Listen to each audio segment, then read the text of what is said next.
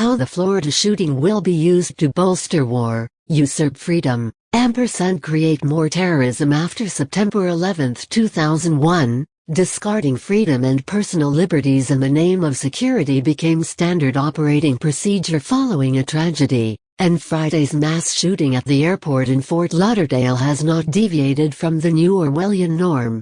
Officials say Esteban Santiago arrived in Florida on a flight from Alaska and proceeded to the baggage claim area, where he pulled a firearm from his checked bag and opened fire, killing 5 people and wounding 8.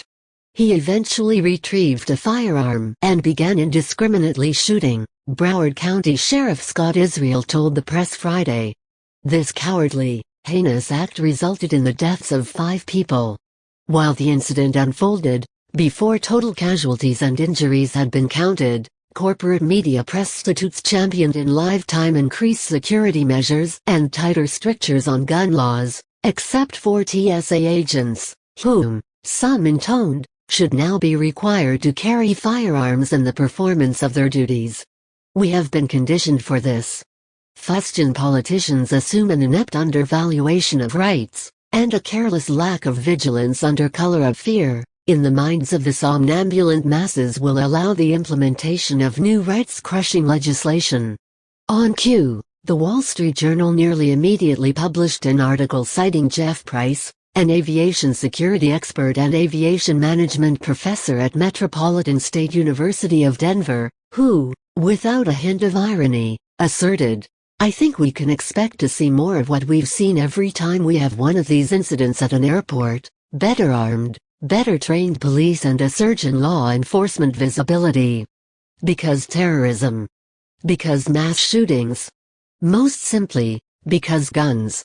Guns, many Pauls and gun control enthusiasts will tell you, create calamity, nothing else, and the Second Amendment is an antiquated anomaly to be relegated to the already overflowing dustbin of constitutional rights."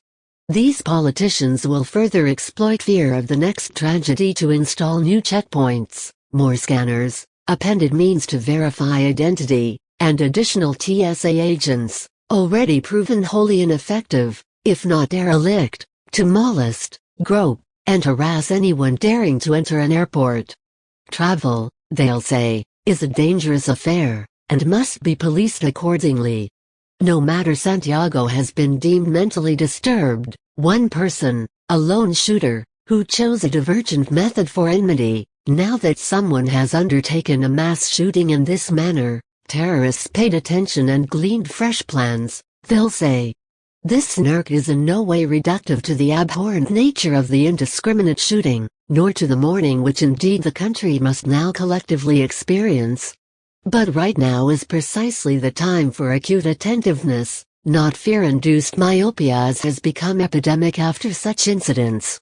Image, http://pixel.watch/QUT7. A more rational response surprisingly came from one legislator, Senate Judiciary Committee Chairman Greg Steube, who was sponsoring a bill to eliminate gun-free zones in Florida, a necessary measure now that the state has experienced 3 horrific mass shootings. "My first thoughts and prayers are with the families of the victims," Steube said Friday, quoted by USA Today. "But this goes back to the fact why I've been working against gun-free zones for the past 3 years. Gun-free zones don't prevent criminals from breaking the law and killing innocent victims. All that law did was prevent law-abiding citizens who have a concealed carry permit from carrying their firearm in defense of themselves and others." While Steube's thinking seems counterintuitive to those on a crusade to eliminate gun possession for everyone but law enforcement, Chicago, with the strictest gun control laws in the nation and more shooting deaths than New York City and Los Angeles, combined, proves the futility of the notion.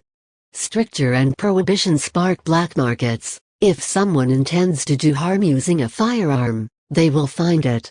That applies equally to all mass shooters, whether mentally unstable, paranoid xenophobe, or religious radical. If guns are the intended tool for an attack, oppressive gun laws only stop law-abiding civilians from killing whatever malicious winglet next begins shooting random people in a crowd.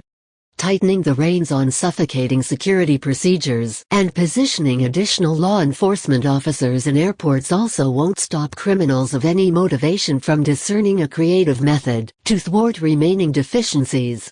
These repeated clampdowns only restrict our ability to travel freely. They aren't preventing the next attack or quashing terrorism as politicians claim. Fear is a potent manipulator, and the government counts on pulling the blindfold of dread over everyone's eyes in the wake of catastrophe to erase yet another protected freedom from the Bill of Rights. This time, don't let it happen. Don't be fooled into obliging lawmakers whose only motive is to use death as a police-state weapon against all of us. Read more at http://thefreethought-project.com/ft-lauderdale-shooting-police-state/elk9CWLZC5GXK2.99